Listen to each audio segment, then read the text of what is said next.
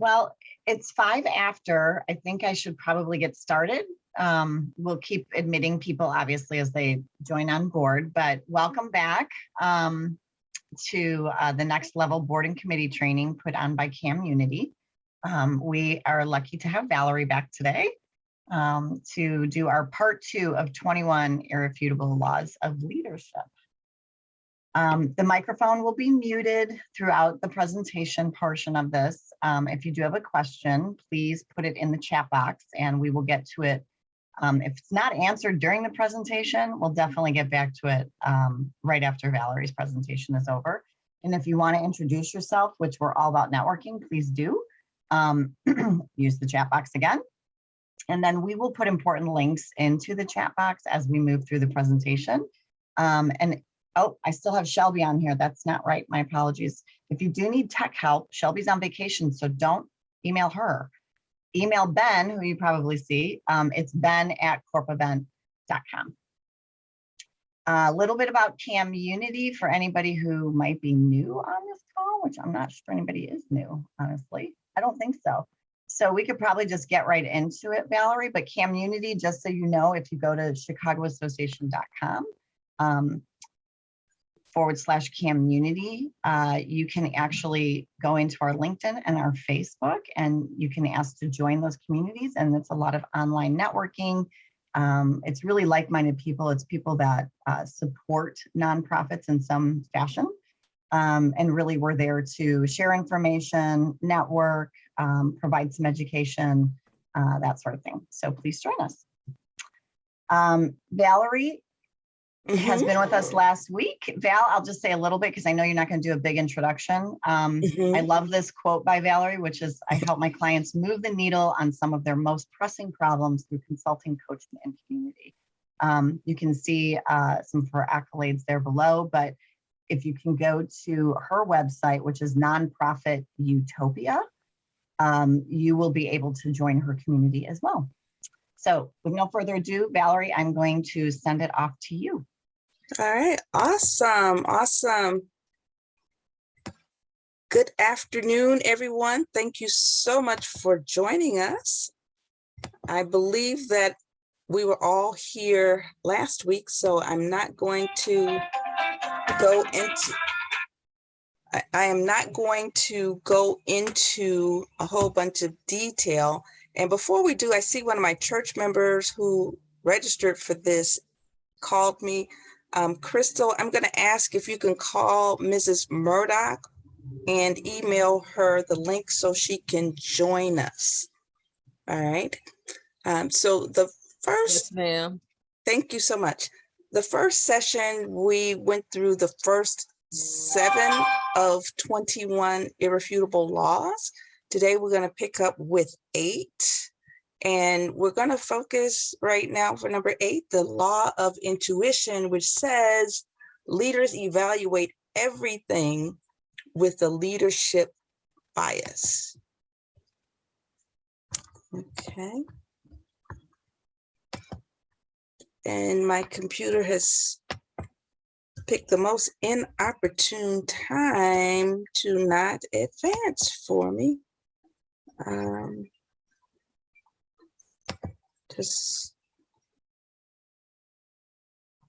All right, so there are 3 levels of leadership intuition.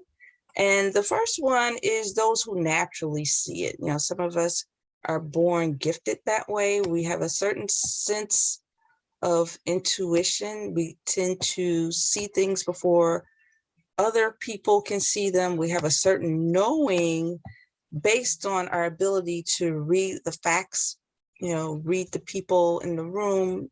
We pull in information from prior experiences, and we just have a knack for being intuitive in our decision making. And then there are others who are nurtured. You know, they have learned to, you know, they've developed the skill, you know, usually through, you know, reading books, their experiences, and working with people to actually help them to call those things out and doing, you know, little exercises. And then there are those who will never see it, and those people will probably never lead an organization, and some of them, you know, depending on their position, they may not last in that position very long. All right, so typically, you know, leaders are readers. They read their situations, they read trends, they read their resources, they read people, and they're very self-aware. They read themselves, right? So when it comes to trends, you know, they're students of trends, and they're able to ride the wave, so to speak, you know when to get out of certain activities, know when to get in, or they're able to read the tea leaves based on prior experiences and trends, and that helps them to make, you know, solid decisions. With resources, we can be successful in our own rights. We're focusing, and we also, you know, kind of think in terms of what it is that we have done as individuals. But really good leaders are not thinking about themselves solely individually. They're looking at what can be achieved with the resources they have. So that can be human resources, that can be financial resources, that can be office equipment. It could be, in addition to the human resources that they hire, it could be volunteers or partners, joint ventures, whatever resources they have available. They want to marshal those resources to achieve their desired ends. And many people don't think like that. They tend to, but the really strong leaders tend to think outside the box and focus on resources and not just themselves. And then when we are effective, we're really focusing on our people, what's going on in their lives, and helping them to, you know, not only implement their own ideas, but to buy into your ideas, help them to achieve their hopes and dreams, right? Because, you know, people need to know that you care about them before they can really buy into you. And they won't buy into your goals and objectives unless they buy into you. And then strong leaders are also self-aware. Again, they're focusing on their own limitations, their own strengths. They're going to play to their strengths, right? But they also want to be mindful and always thinking, you know, in the present versus being so bogged down by the past that they can't move forward, and being so focused on the future that they're not grounded in the reality before them. So if you are in leadership, and if you're one of those people who are gifted in intuition, you know, there's a good chance that you're going to find yourself recognizing trends and opportunities, and you are probably going to be on the cutting edge. You will probably see things before your competitors will see them, before your peers will see them, and you will probably be a trendsetter in terms of bringing on new people who can help you and help the organization make an impact. You will also be bringing on resources that other people might not think to bring, and that, you know, all of that being first to market can really thrust your organization to the forefront in the market, in the community, etc. And you can also be naturally adept at timing projects, recognizing your team members' motives. And, you know, that's really important because, you know, we always talk about hidden motivations, you know, hidden agendas and all that stuff. If you're naturally intuitive, or if you've gotten to the point where you've honed this skill, you are better able to, you know, motivate people to, you know, to move along and help to guide them into buying into the project. So if you're not an intuitive leader by nature, and you don't necessarily feel like you want to take the time to try to develop that skill, then find somebody else who is, and make sure that that person is aligned with you and the mission of the organization and the goals and objectives of the team. And you can, you know, that person can become the yin to your yang, right?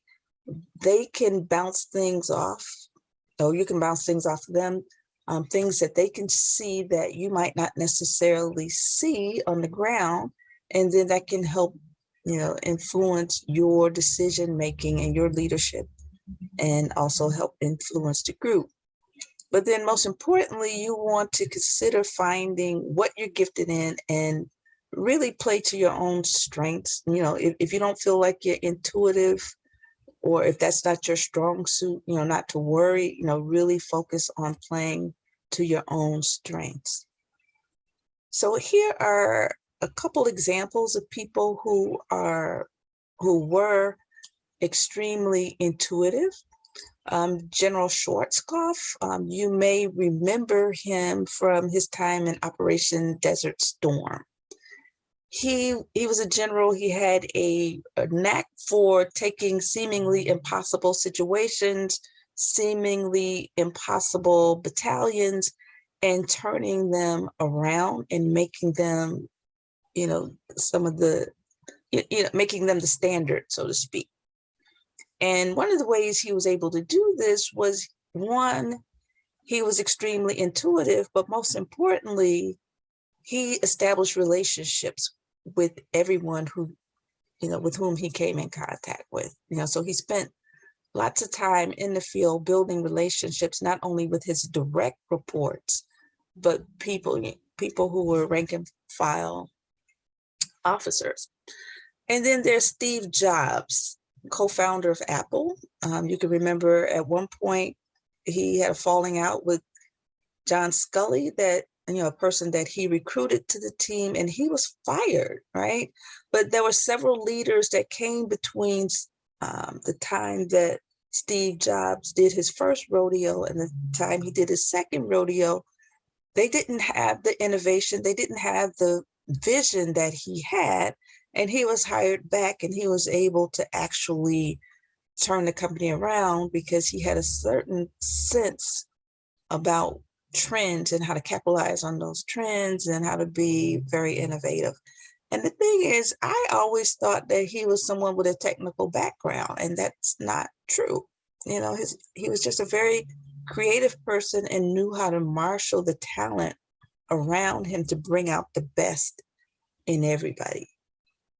All right, even though it said that he wasn't necessarily always the best person, I think in his latter years, he kind of mellowed out.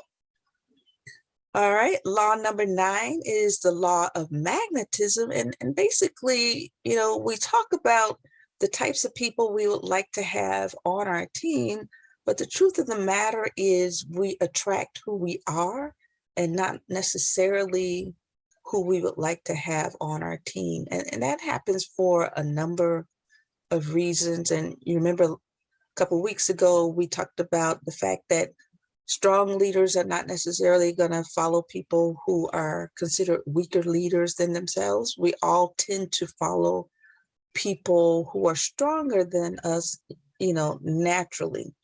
Typically, when we are following people who are weaker leaders than we are, is because they have the title, because we have to, because we work for them, and all of that stuff, right? So if you want to get to the point where you're attracting the desired people, you have to become that person. The saying, be the change that you like to see.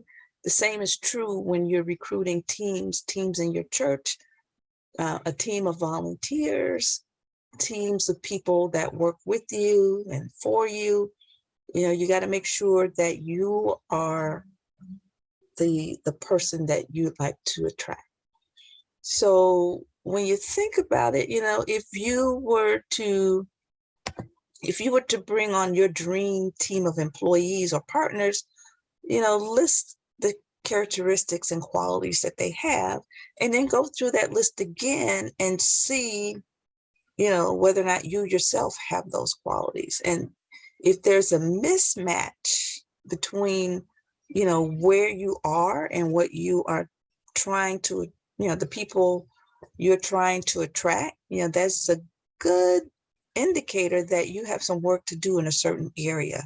You need to build up those areas that you would like to attract people in. And if you are not developing those own skills within yourself, you might consider, hiring people or partnering with people, that possess those skills, so you can then attract more people with those desired qualities. All right, and here is a list of where people tend to match up. When you're recruiting for your organizations, be it a paid job or for volunteer, we tend to attract people who are very much like us. So when we're looking at corporations, we're looking at a collection of attributes of the people who are leading the corporation or the church or the organization. And that begins to attract the type of people that come to us. So whoever we are as people, in terms of our attitudes, our energy level, our age or generation, our background and experiences, our core values, our life experiences, our activities, and our leadership ability, these are going to be the types of people that are naturally attracted to us and to our organizations. So if we want to have better leaders in our churches, better leaders in our nonprofits, better leaders in our businesses, we need to start with ourselves. We need to strengthen our own leadership capabilities. We need to look at our strengths and weaknesses and try to shore up those things that are worth spending time showing up. And again, we want to focus and put our best foot forward or best feet forward as a group. And John Maxwell, he gave an example in the reading of a CEO who wanted to attract people of integrity to his company, right? So the first thing he did was, one, he modeled that behavior of integrity, right? And so he reinforced it. People, when we as leaders tell people we'd like to see a certain type of behavior, we need to make sure that we're modeling that behavior. So not only did he model the behavior, but he gave new hires his personal phone number and let them know, if you see something, say something. So that created a culture where people felt safe in reporting unethical behavior, to the extent where they were correcting the behavior and not necessarily attracting bad apples. Over time, that type of indoctrination, it began to attract more people who were just like the leader, who was very ethical and held people accountable. And that kind of behavior also repelled people who didn't have those attributes at their core. All right. So basically what you want to do is identify your company's values and culture. And I have a hint for you. It's not always those stated core values. The core values of a company reflect the leadership. And it doesn't matter how much you write things down in terms of flowery language. If we're not behaving in ways that are consistent with what our stated core values are, either we need to rewrite the core values or we need to make some adjustments. Because if we're not behaving in ways that we say are our core values, then that creates it creates a lack of morale throughout the company. People become jaded and they don't buy into most of the new initiatives that you're trying to achieve, because then, because in that case, you don't have the trust of people. People don't believe that you are who you say you are, and that kind of thing. All right. So number 10 is the law of connection. People need to know that you care before they care to know what it is you want them to do. And as John Maxwell would say, leaders touch a heart before they ask for a hand.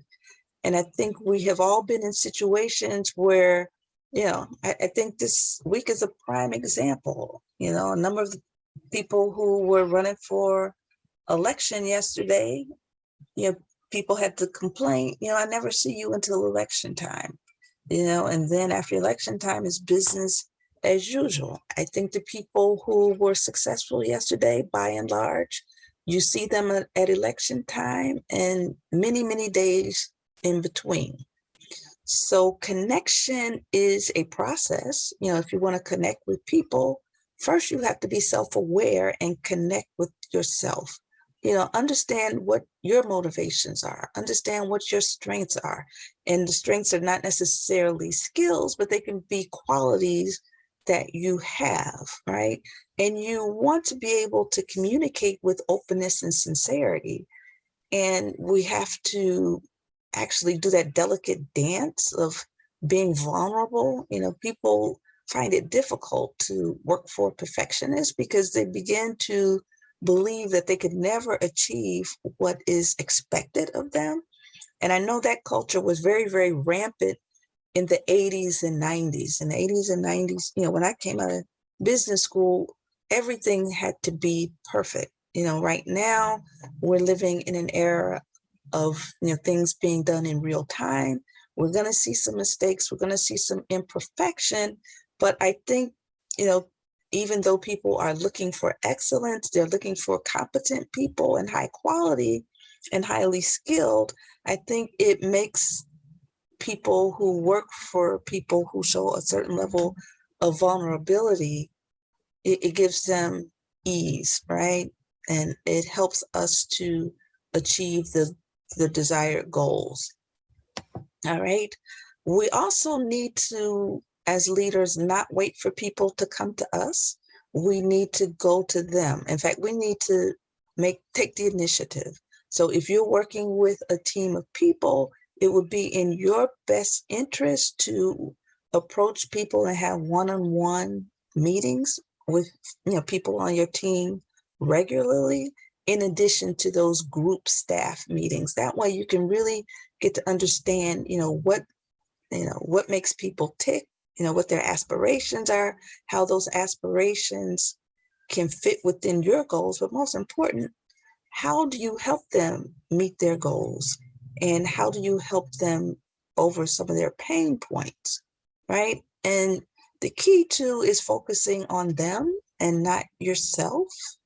And then you have to let them know that you believe in them, even when they don't believe in themselves. You have to focus on the positive attributes, especially with your emerging leaders. And, once you show them that you believe in them, you're giving them leeway to make mistakes, then they begin to develop their self-confidence. They begin to experiment. They don't feel so afraid to make mistakes that they don't try at all. All right. And then, very important, you need to be able to offer direction and hope, and even accountability and correction where need be. All right. So here is a list of bullet points of ways to connect with your staff. This could also be applicable for those of us who are not necessarily working with paid staff. We might be working with volunteers, as is the case with churches and with our nonprofits, trying to get volunteer projects off the ground. Again, we need to make sure that we let people know that we care about them and that we're not just always coming to people only when we need something. The time to establish relationships is long before we need people, right? You need to take time again to connect with people individually, all right? And, share knowledge that you have openly. And then you don't want to be at a point where you're just delegating to people, saying, I want you to do this, but you're not willing to get your own hands dirty. You should never give people assignments that you're not willing to do. And then you want to be able to talk about how your organization's mission and vision, spoke to you personally, so people can begin to model that, internalizing your organization's mission and vision for themselves. And then you begin to create a culture of buy-in into the mission and vision. And that begins to inform not only the written job descriptions, but it begins to, be really instilled in the hearts of the people that work for us. All right. So you also might consider, and it's really important, it shouldn't be just a consideration, it really should be something we do. The people that report to us, if they have people in their charge, give them time to meet with people, who are working, who are reporting to them, give them also, the resources to meet with them and serve them in other ways. So some of the good advice that Herb Keller, who's a former CEO of Southwest Airlines, gave, to other CEOs, stop spending so much time with other CEOs and really, really spend more time with people who are working for you. So you yourself can understand what's going on. Keep your ear to the ground rather than letting other people filter that information. Not only does it help you to understand what's going on in real time on the ground, but it really gives people who are working for you a sense that here you are, the leader of the organization, you took the time, you care about me, and I'm going to do whatever I can to make sure that I make a contribution to the company. All right, so law 11, that is the law of the inner circle. And that says a leader's potential is determined by those closest to them. And, one saying is your potential value is determined by the people closest to you. And that is closely related to a similar saying that you can predict what your level of income is going to be based on the people who are closest to you. So your team could be either your greatest asset or your greatest liability. And here's an example from the book. Suppose you come into a situation where, you see that, the organization has either hit a plateau, they're not able to go to the next level, or even worse, they have slid back, right? They're actually declining in terms of what they're able to achieve. Your first line of offense, so to speak, would be to try to train the leaders, right? Give them training, give them assignments. And when you can observe, and you as an intuitive person, you will have insights as to what people can and cannot do. And as Crystal likes to say, you can't take a sow's ear and turn it into a silk purse. You might come into a situation where the whole team needs to be replaced in your mind, or there may be one or two people who are worth sparing. And John Maxwell gave an example where he had to replace everybody but 2 leaders, but he knew it wouldn't make sense, or it would be very disruptive to just fire everybody at the same time. So what he did was he let go of the lower third first, right? Nobody missed them because they really weren't contributing in the first place.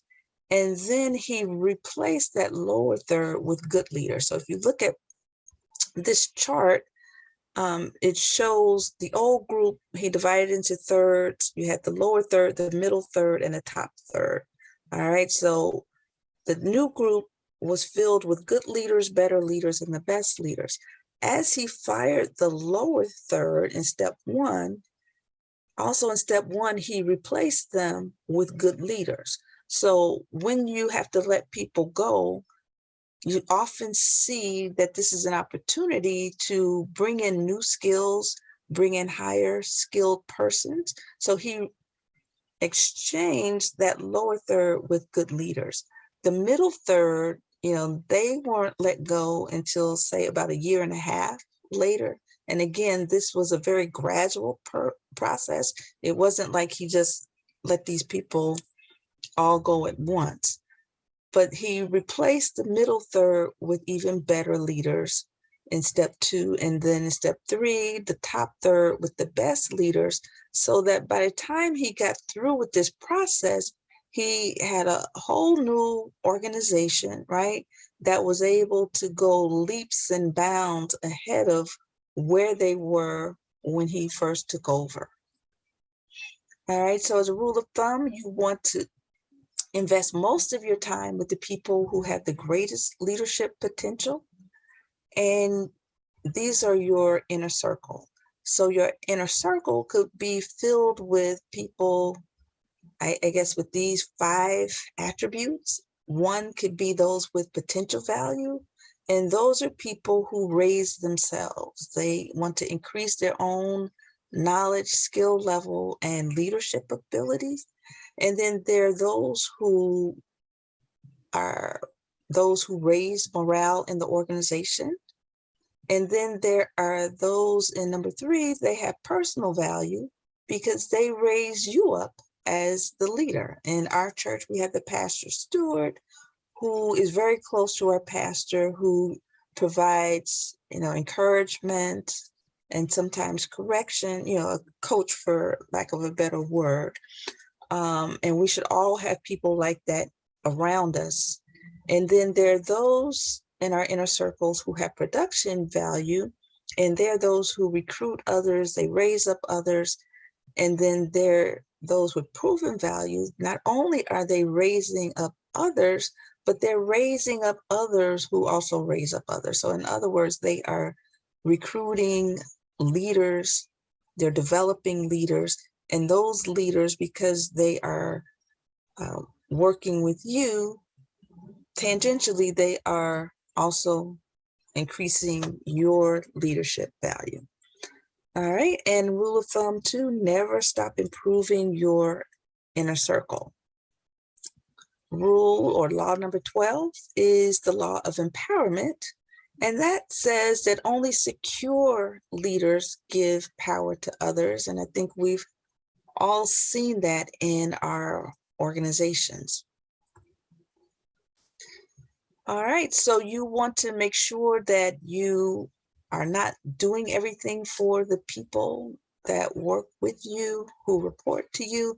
You want to make sure that you give people the resources that they need, as well as the flexibility. And one of the most nerve-wracking things for us who have worked for people who are control freaks, you have to give people the latitude to do things the way they feel comfortable, and not necessarily the way that you say to the letter, right? So there's more than one way to achieve a goal. And then your staff's capacity is going to be determined by how much you empower them.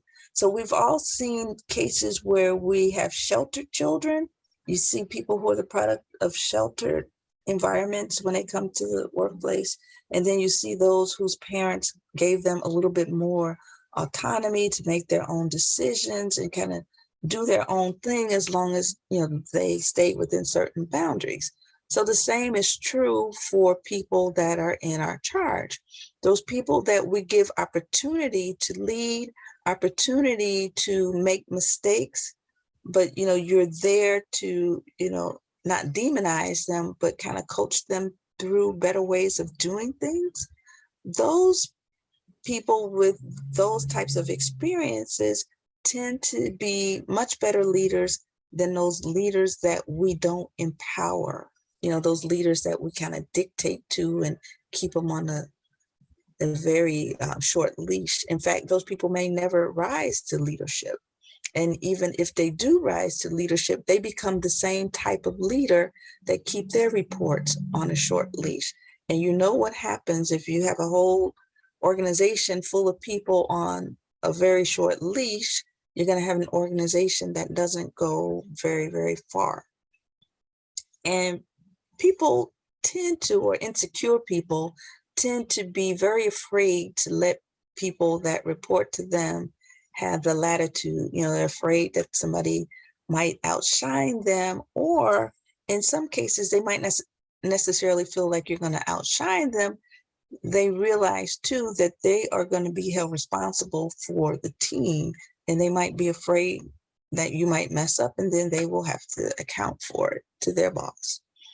All right, but in an ideal situation, and I know that's hard, you want to train your staff so that they learn to work themselves out of a job. You want them to be autonomous so that when you leave the office, people are not calling you from wherever you are, another meeting, vacation, a family emergency, they can think for themselves and handle things. And also another benefit to training people to the point where you don't have to be around, you can be on the lookout for the next challenge for the organization and convince your boss to let you either start a new initiative, a new department, or work on a new project that could be very high profile, and you can expand your skills that way. And the only way you're going to build an empowered staff or an empowered team is to build that trust, build those relationships. And three of the biggest barriers for empowerment are desire for job security. We're insecure and scared somebody's going to take our jobs, resistance to change, or just, lack of self-worth. We don't have the self-esteem to develop others. All right. So developing others can actually increase your authority, right? So it may come as a surprise to some of us that great leaders gain authority by giving it away and not hoarding it.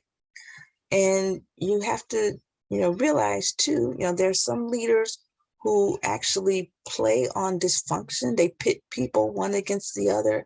They like to exploit the weaknesses of people that work with them, that report to them.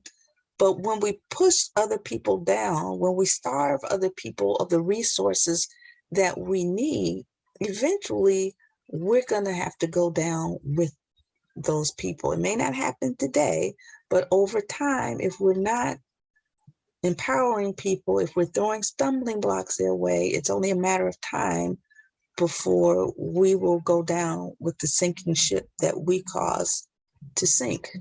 All right. So one of the keys to empowering people and having the people actually allow themselves to be empowered is to reinforce the fact that you believe in them. Law number 13 is the law of reproduction. And it says that it takes a leader to raise up another leader. So ideally, you're not trying to raise up other followers. The idea of being a leader within an organization, or even a leader who heads an organization, is not self-aggrandizement. You want to make sure that the mission and the vision of the organization is achieved. So we tend to teach what we know, but we reproduce who we are. So a prime example of that, we have all been in organizations where we might repeat by rote our mission, vision, and core values. But if we don't truly believe that, if we don't act on those things beyond, that meeting, then we're basically going to not reproduce people who buy into our core values, mission, and vision. As an organization, we're going to actually replicate ourselves and who we are. So in order to develop strong leaders who are going to be impactful, we need to develop leaders who see the big picture. And before they can see the big picture, we need to see the big picture and understand that in order to increase our chances of success, we need to attract the appropriate leaders to our organization and not just attract followers, people who simply follow instructions, even though that's a good thing. But if everybody is following instructions without thinking, without being innovative, we're leading ourselves to a plateau. You also develop other leaders by attracting potential leaders, even if people are not yet leaders, even if they're entry level, right, you can begin to observe people, you can talk to them, and you can begin to identify potential leadership, right? So you want to begin to spend time helping to develop those people who exhibit potential early on and give them assignments that give them greater visibility, excuse me, and help them to shore up those skills. Oh, excuse me. In short, you want to create an environment where the eagles can fly, right? So you want to cast a vision, encourage creativity, allow risks, and provide accountability at all levels. And accountability is a mixture, a combination of providing carrots and sticks. Excuse me, I'm so sorry, it's dry and I don't want to get up and get water. You want to reinforce positive behaviors through reward systems. Excuse me, and rewards don't necessarily have to be financial. I think people love to be recognized, give people more responsibility where they can actually develop their skills. You want to allow risks as well. And accountability also requires that there be, sanctions and consequences for actions and activities that you don't want to see. And a healthy environment is a good mixture of carrots and sticks, and hopefully more carrots than sticks. You don't want to create an environment where people are afraid of you, afraid to make mistakes, so that they don't do anything. All right. And the last law that we're going to cover today is the law of buy-in. And this suggests, and I think it's true, that people buy into the leader first before they buy into the vision. All right. So in order to introduce a new program, a new project, even start a new organization where you're trying to attract your leadership team, your board members, people need to buy into you. They have to trust you. They have to feel like you're a person of integrity. They have to feel like you're capable, right? So when we cast our vision, we have to remember that people are not just looking at what's on the paper, they're reading us as well, right? So we're constantly selling ourselves. And then importantly too, a matter of trust is being able to follow through on what it is that we say that we're going to do, and then making sure too that there's something in it for the people who are following us. And it's true that you can't separate a leader from a cause that he or she promotes. And this diagram is from John Maxwell. He says, a leader plus a vision equals result. So you can have people who don't buy into a leader, they don't buy into the vision, and that result is going to be the people who are working for them or your boss gets another leader. You can have a situation where people don't buy into the leader, but they buy into the vision, and you still need to get another leader, because people will only follow people only so far if they don't buy into the leader. And if you have people who are buying into the leader, but they don't buy into the vision, at that point, you can get another vision. People will follow you. They will even help you change course because they respect you so much. But where you really, really want to be is a place where people buy into the leader and they buy into the vision.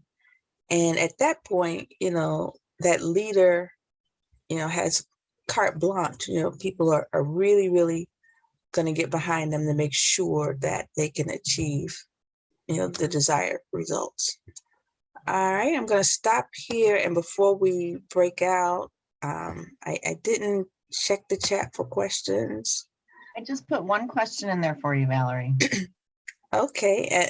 And someone, I didn't see who posted this. Someone is they relate to me. They empathize with me. My allergies are terrible too. So thank you for that. All right. What about the need oh yes, what about the need to attract people who have different points of view to open up the culture, if you will? Oh, that's extremely important. I think we've all seen very insular organizations where everybody follows the leader, nobody challenges the leader, the person surrounds him or herself with yes men. And you can continue that culture if you'd like, but that's a recipe for disaster. And over time, that culture, well, that organization will die out because they're not necessarily going to be the type of organization that is responsive to change. And if this situation occurs on a board, you should remember that as a board member, it's your fiduciary responsibility not to be a rubber stamp. You have a duty of care, which means that you need to weigh every situation that comes before you in a manner that, you know, you're looking at pros and cons.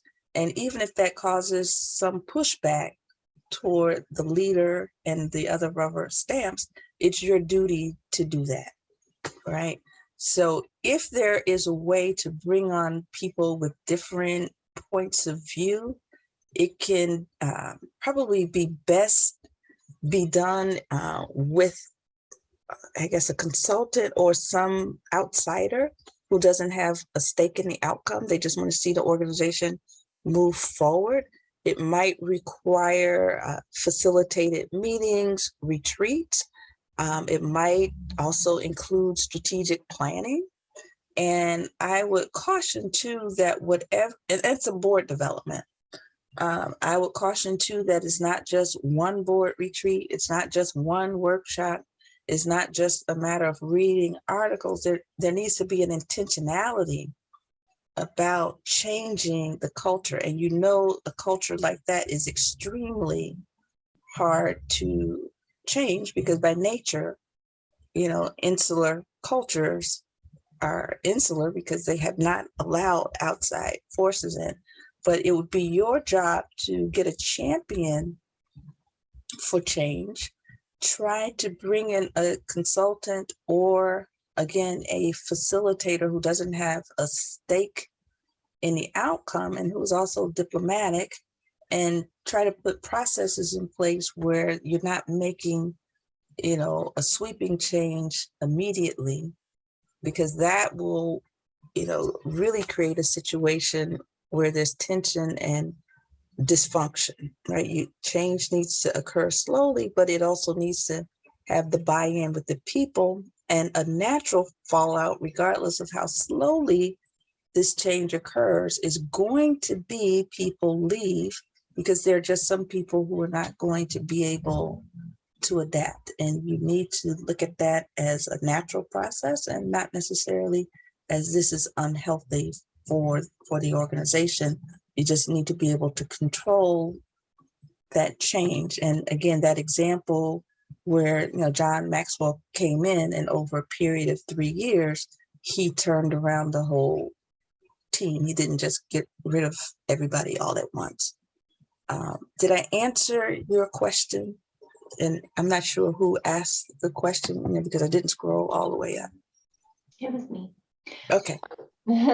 Yeah, no, I think when I asked the question, it was when you were talking about you attract, as a leader, you attract similar types of people. And so like,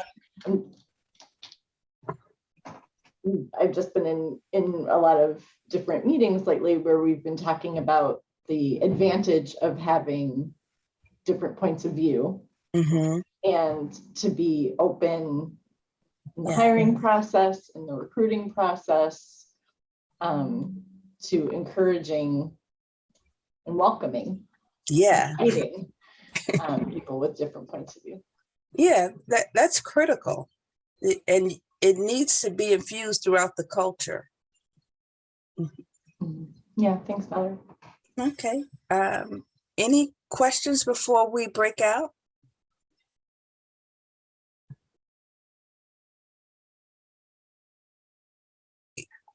So I guess the question for the group is, we could either dismiss now, or if the group wants to, we can hear the report out from both groups.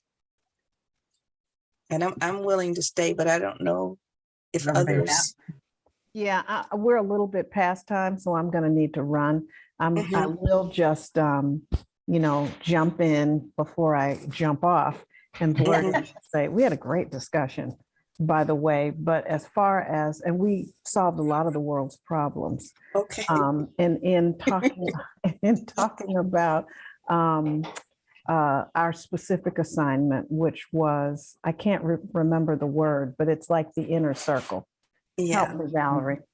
That's what it's called, the inner circle, the law of the inner circle. Thank you. And, we were saying that, sometimes you have people in your inner circle that don't necessarily agree with you down the line on every single thing, but they are important to your inner circle because they help give you perspective and they help to see things. And you don't have to always take the opinion and do what the people in your inner circle say. It's their opinion, and sometimes they're looking at things from their own perspective and not necessarily the perspective that you need to have as the leader of whatever it is. Did I leave anything? You add to that. No, that was right on target. I mean, we also talked about, dealing with challenging people sometimes, whether they're in your inner circle or out of that, and also making mistakes. We talked about making mistakes because, there's so much information. And we talked about Tula brought up just how fast paced the world is. And it made me think about, you have to make so many decisions. And if you make 100 decisions in a day and one of them's a dumb one, and then all of a sudden that causes other issues. And, we're just talking about being, owning those mistakes and, looking for a solution, having a solution, or talking to people and coming up with a solution. So some all good stuff, because we all go through it in different ways, shapes, or forms. And sometimes it's just a reality check. Like, we're not perfect. And, sometimes it shows. Yes. Gotta run. Take care, everybody. Thank you, Judith. All right. Thank you. All right. Is there anyone else who wants to report out? And I'm sorry we're over time, but it looked like you guys were all engaged. I don't know if Candace for our group wants to do it again, but she is so spot on. If she doesn't mind. I've been volunteered. We had the law of intuition, and which was really thinking about what are the strengths and weaknesses of leadership. And I think what we mainly came out with was the conversation around making sure that one was kind of knowing the difference between skills and values, and understanding that as you're thinking about what leadership looks like. And then really honing in on the emotional intelligence of a leader. We talked about how, things like transparency and vulnerability and empathy, all of those things that kind of fall into emotional intelligence, where a lot of times values are put on the tangible things that can be assessed. So if you are a good fundraiser, or if you're this or that, and you can be those things, you can be wonderful at those things and, be considered a snake and then you have low morale and whoever's supposed to be following you, right? So then what does that do for your organization? So really thinking about valuing what those things that we've been taught are intangible and soft skills, quote unquote. And so that's where our conversation went. It's beautiful. All righty. Any comments or questions?